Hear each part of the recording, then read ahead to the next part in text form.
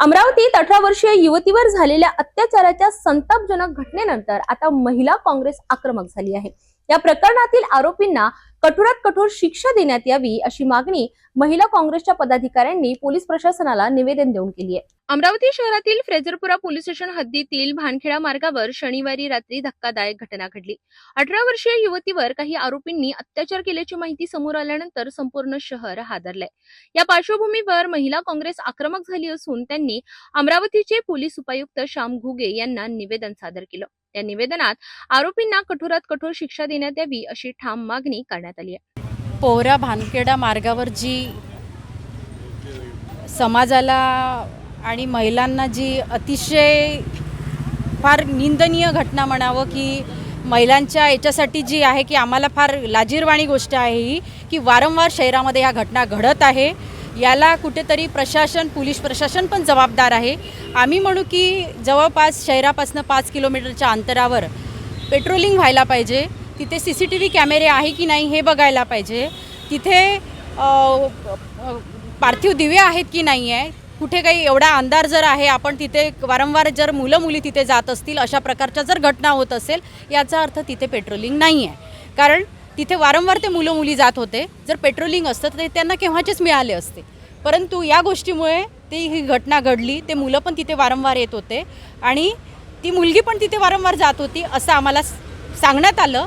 परंतु ही घटना होऊ नये, शहरामध्ये अशा घडू नये म्हणून आम्ही आज CP साहेबांना निवेदन दिलं।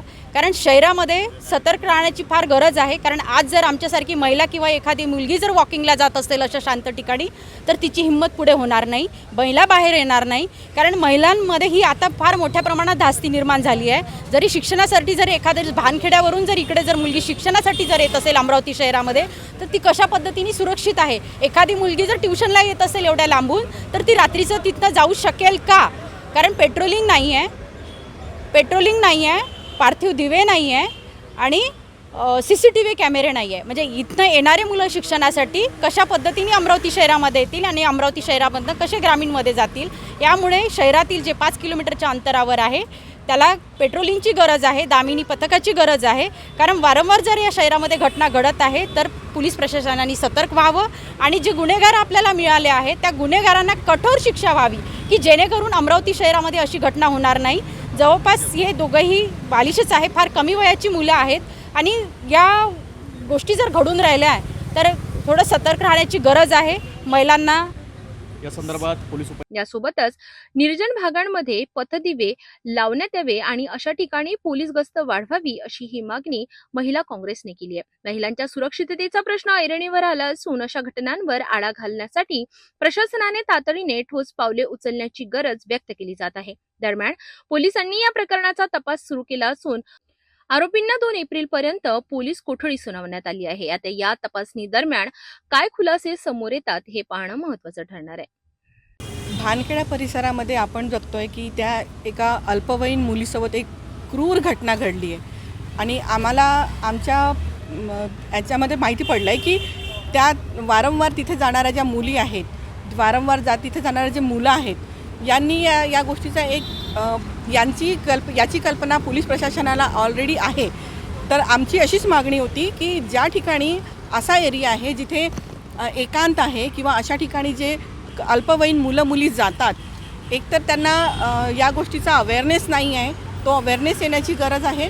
आणि second to be awake and awareness याची गरज आहे आपल्याला की प्रत्येक हॉस्टेल आणि महिलांचे हॉस्टेल, मुलांचे हॉस्टेल या ठिकाणी जाऊन त्या लोकांना एक व्यवस्थित अवेअरनेस द्यायची गरज आहे। मला यावर बोलायचं आहे आणि पोलीस प्रशासनाने चांगलं काम केलं की त्यांनी 24 तासाच्या आतमध्ये त्या गुन्हेगारांना पकडून एक दंडात्मक कारवाई केली। पण अशा नराधमांना किंवा अशा विकृत मानसिकतेच्या पसरवण्यासाठी किंवा असे हे लोक जे काम करतात यांना आळा घालण्यासाठी यांच्यावर दंडात्मक कारवाई होणं फार गरजेचं आहे।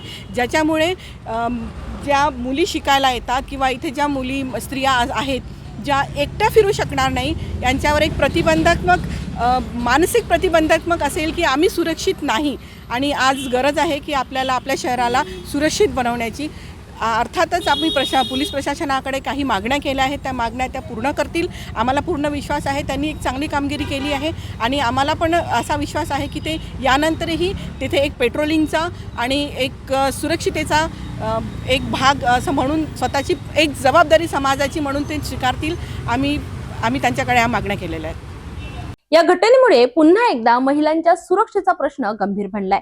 आता प्रशासन काय कारवाई करते आणि या आरोपींना कितपत कठोर शिक्षा होते याकडे सर्वांचे लक्ष लागले.